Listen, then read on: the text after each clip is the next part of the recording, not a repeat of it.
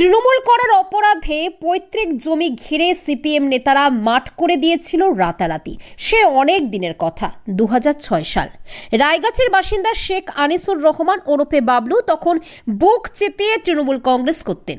দল হেরে যাওয়ায় রাতারাতি 43 শতক পৈতৃক জমি ঘিরে খেলার মাঠ করে দিয়েছিল তৎকালীন সিপিএম নেতারা। এমনই অভিযোগ শেখ আনিসুর রহমানের। তৃণমূল কংগ্রেস ক্ষমতায় এসেছে, রাজারহাট নিউ টাউনেও এখন তৃণমূলের বিধায়ক। বিচার পায়নি এই পরিবার। এখনও খেলার মাঠে রবীন মণ্ডল যে উদ্বোধন করেছিলেন তার নাম জ্বলজ্বল করছে, কিন্তু জমির তথ্য অনুযায়ী পর্চায় শেখ আনিসুর রহমানের পিতা শেখ রহমাতুল্লাহর নাম জ্বলজ্বল করছে। এই বিতর্ক দীর্ঘদিনের। একদিকে মানুষ দীর্ঘদিন দেখে আসছেন জমিটি খেলার মাঠ, রায়গাছি স্পোর্টিং ক্লাবের খেলার মাঠ। অন্যদিকে কাগজপত্র অনুযায়ী শেখ আনিসুর রহমান তাদের জমি বলে দাবি করে আসছেন। আনিসুর রহমান জানান, এই মাঠ ক্লাব কিছু টাকা দিয়ে কিনে নেবে বলেছিল, সেটাও দীর্ঘদিন ধরে ঘোরাচ্ছে। অন্যদিকে রায়গাছি মুন্সিপাড়া মসজিদ কমিটি এই খেলার মাঠ কিনতে চায়। আনিসুরের বাবা কিছুটা জমি মসজিদকে দান করবেন বলে প্রতিশ্রুতি দিয়েছিলেন মৌখিক। আনিসুরের বক্তব্য, ক্লাব না নিতে পারলে পুরো জমিটাই মসজিদ নিক। মোট 26 কাঠার মধ্যে 16 কাঠা জমি দান করবেন মসজিদ কমিটিকে, এতে কোনো অসুবিধা নেই, কিন্তু বাকি 10 কাঠার মূল্য তাদেরকে দেওয়া হোক। একই কথা তারা ক্লাবকেও বলতে চায়, কিন্তু ক্লাব বছরের পর বছর ঘোরাচ্ছে। এই ব্যাপারে ক্লাবের কর্মকর্তা নুরুল হুদার সঙ্গে যোগাযোগ করলে তিনি সাক্ষাৎকার দিতে নারাজ হন। ফোনে তিনি জানান, জমির মালিকের সঙ্গে কথা হয়ে গেছে, একটা দুটো রেজা হলেই কিছু টোকেন টাকা তুলে দেওয়া হবে, কিন্তু আজও কোনো ক্লাবের পক্ষ থেকে কোনোরূপ পদক্ষেপ না দেখে হতাশ জমির মালিকেরা। এইভাবেই ক্লাব তারিখের পর তারিখ দিয়ে আসছে বলে অভিযোগ। রায়গাছির বাসিন্দা আনিসুর রহমানের কথায় কেউই কর্ণপাত করছেন না। থানা থেকে পার্টি কোথাও যেতে বাকি নেই তাদের। সবার কাছেই দরবার করে জুতো সোলক হয়ে গেলেও বিচার পাচ্ছে না এই পরিবার।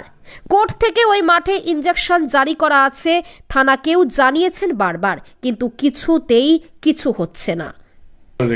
এই জমিটা আমি 1999 সালে টিএমসি পার্টি করেছিলাম। তারপরে আমরা ক্যান্ডিডেট হেরে যাওয়ার পরে 2007-এ ওই জমিটা সিপিএম ক্যাডাররা ঘিরে নেয়। তাছাড়া ওই গেটে এখনও রবীন মণ্ডলের নাম রয়েছে, অশোক সর্দার, কটা নেতার নাম আছে।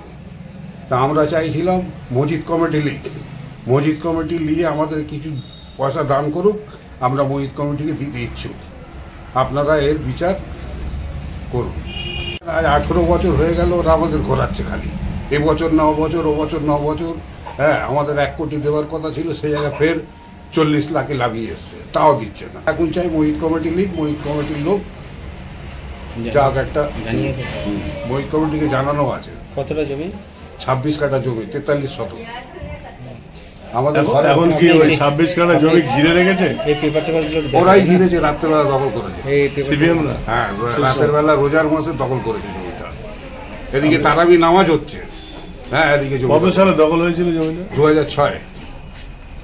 আপনি তৃণমূল করেছেন? টিএমসি করেছে, যে টিএমসি ডকুমেন্ট। আপনি তখন টিএমসি করতেন? হ্যাঁ, এই যে আমার নাম, পেছনে নাম চিঠি দিয়েছিল তো আমাকে। আমরা পদক্ষেপ নিচ্ছি। আজ আমাদের অবস্থা খুবই শোচনীয়। আমরা চাই যাতে মসজিদ কমিটি কিছু আমাদের অর্থ দিক, আমরা মসজিদ কমিটিকে দিয়ে দেবো। এই জমি,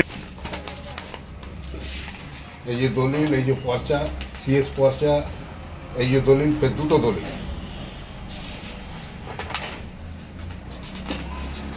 এলআর রেকর্ড আপনাদের নামে আছে? এলআর রেকর্ড বাবার নামে আছে। এই যে আরএস পর্চা, এই যে সিএস পর্চা, এলআর পর্চা, সব আছে।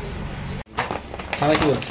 থানা বলছি আপনারা জিডি করুন, জিডি কোনো মতো করলো না, যে আমরা স্টেপ নিচ্ছি বলে ওদেরকে ডেকে কি বললো না বললো আমরা কোনো খবরও পাইনি।